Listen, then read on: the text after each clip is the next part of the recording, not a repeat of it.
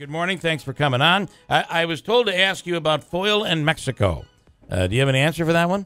Yeah, I've been incredibly lucky over the course of years, and most of your listeners probably don't know this. Every state has a Freedom of Information law of one sort or another.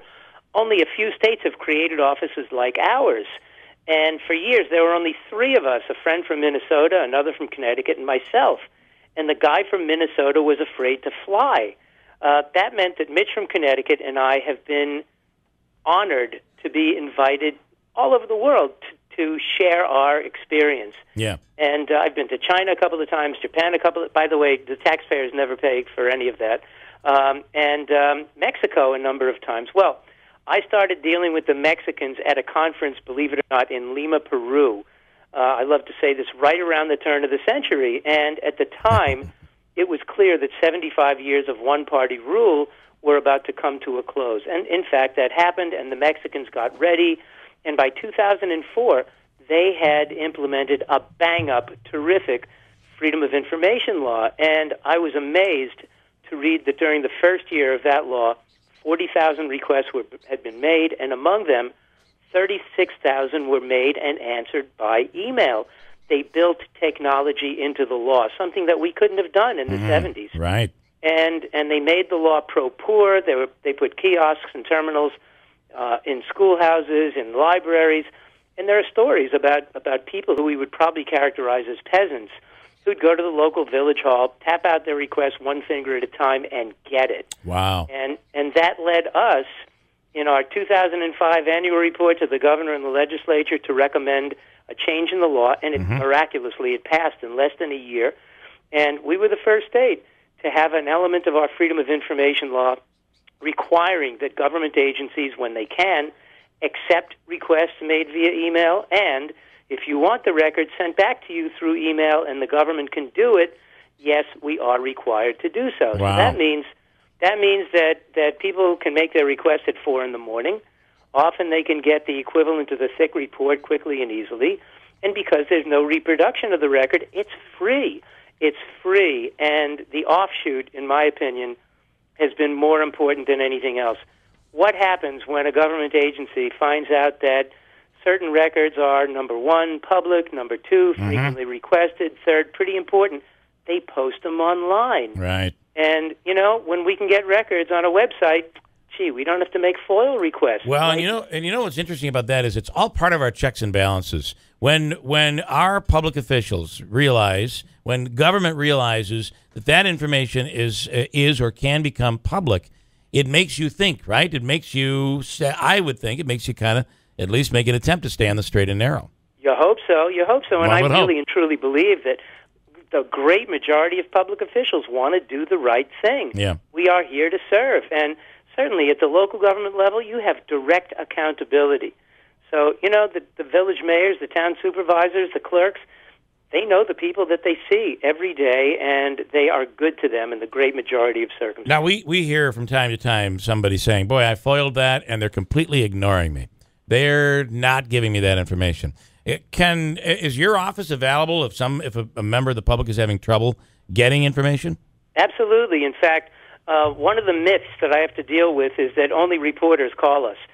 Members of the news media account for between 15 and 20% of the inquiries that we get. Wow. We hear mostly from members of the public and people from local government. And when a local government official calls, it makes me feel good. If they didn't want to comply, they would never pick up the phone. Yeah. So, yes, we hear from the public all the time. I'm willing to give the phone number if you want me to do that. Sure, it's area code 518-474-2518.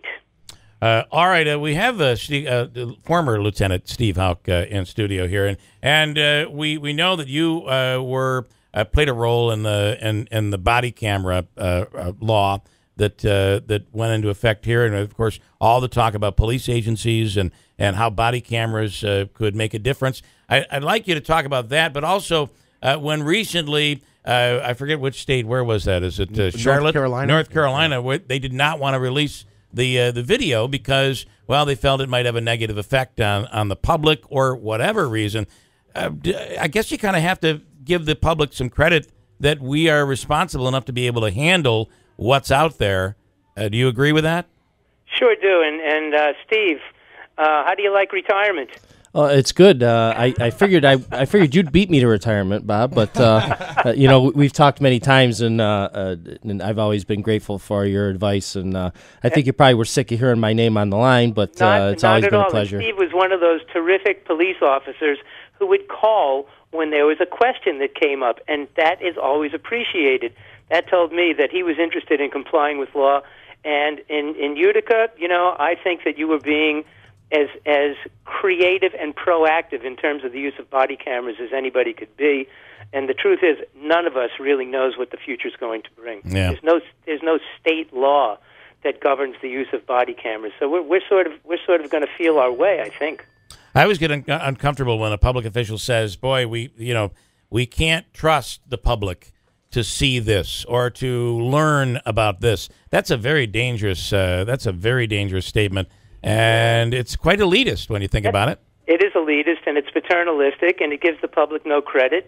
And, you know, there are a lot of smart people out there, and my belief is that, yes, the public can handle it. And the more we know, the better able we are to determine, let's call it, a reasonable course of action. Bob, I want to follow up on something you said earlier about how it varies from state to state. With so many other things that we have in our lives, freedom of speech and religion, so many of these other rights that we have, it's a standard across the country, and I know that's because it's a federal, it's determined federally. Why is there so much difference in freedom of information law state by state, and should there be a standard across the board? The federal standard. All right. Wow, that's a great question. You know, what Washington does is different from what we do in New York. And culturally, you know, it's interesting. I was asked to do a program in Nebraska a while ago. And, you know, they're really nice in Nebraska. In New York, man, we argue. We fight all the time. We go to court. And they raised issues in Nebraska that hadn't been resolved, that we resolved here 20 years ago.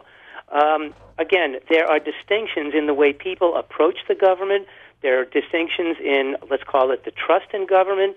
There are distinctions in how active people are. You know, in New York, we've been fighting City Hall forever. We want more and more and more all the time. Not necessarily true everywhere. And I'd be reluctant. First of all, I'm not going to tell you that I don't trust Congress, but you know, there are too many times when, in my opinion, they tend to screw up. They don't think it through. In New York, I think we're better off doing it ourselves.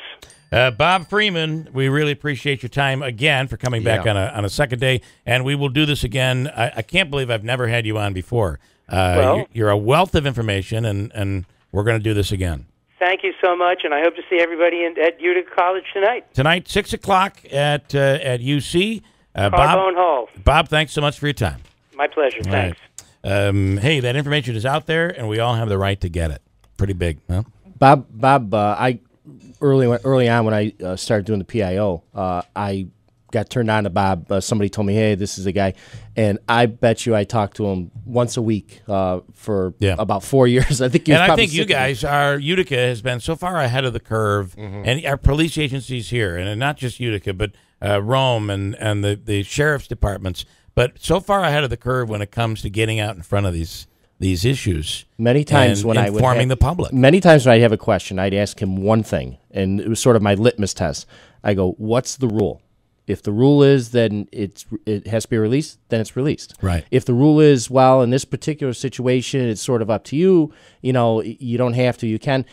We followed the rule. Whatever the rule was is what we did. And it didn't matter about what our personal opinion was or what we thought, whether it was good or bad or how it was going to make us look. And Bob's very much a black and white guy. And to be able to have that office there where you can call it and the general public can make that call. And I can tell really you, big. always call me back in a timely manner. That's big. Amazing. All right, we're going to get into the issue where just the other day, a police group president apologized for mistreatment of minorities on a national scale. And we'll talk about that with Lieutenant Houck coming up in a second.